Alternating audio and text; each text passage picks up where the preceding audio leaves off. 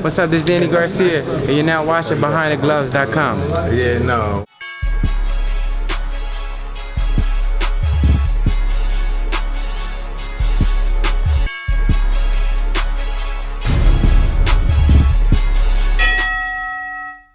Hey fight fans, it's Michelle Joy Phelps and I am here with Shawn Porter. We just wrapped the final press conference for Manny Pacquiao and Floyd Mayweather.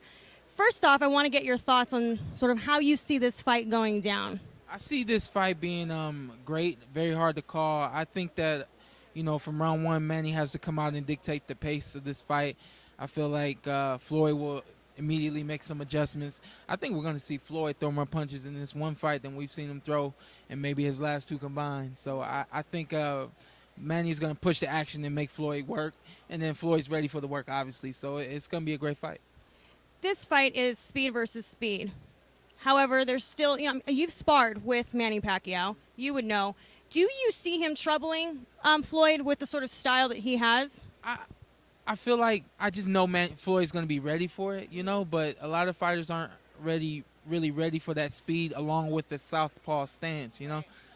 Floyd will be ready for it. Because Manny's pretty tricky. Yeah, Manny's tricky. He's him and Freddie. Freddie's got some great game plans and some great strategies and things. And you know, he tells Manny what to do, and Manny just does them to a T. But I just know that Floyd is, you know, he's a mastermind in this game, and he won't let those tricks get to him. Right. So, having sparred with Manny Pacquiao, what did you learn from him? I learned that this guy has some unbelievable feet, and he can move them with his hands. You know, that's hard to do.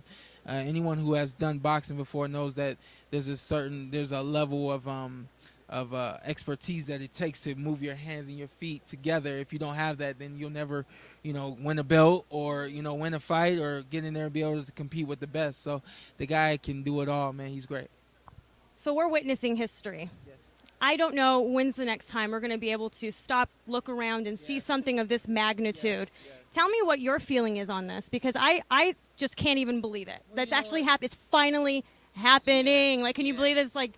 I exactly what you just said. I'm watching them up there, and I'm just looking around, and I'm thinking, you know, this is as good as it gets, and I'm just trying to think of who I could do this with, or if this is going to come from me, and something like this, you know. We don't know when it's going to come. I hope that God blesses me to be able to do something like this one day. So speaking of you, what's next? What's going on? Any talk?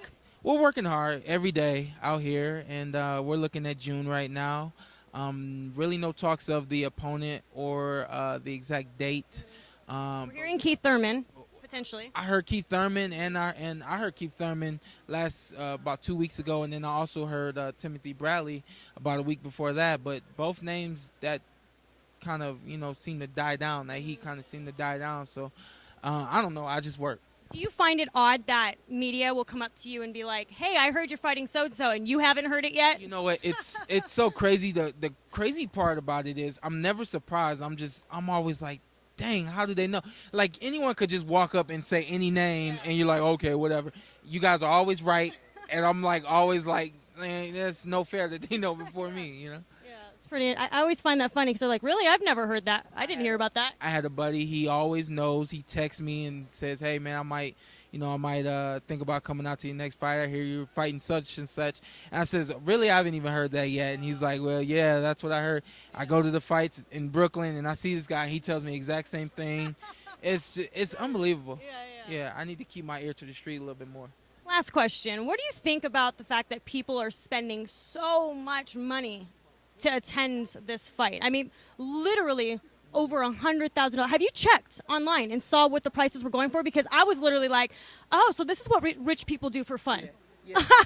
I can't imagine ever spending that kind of money to do anything, you know.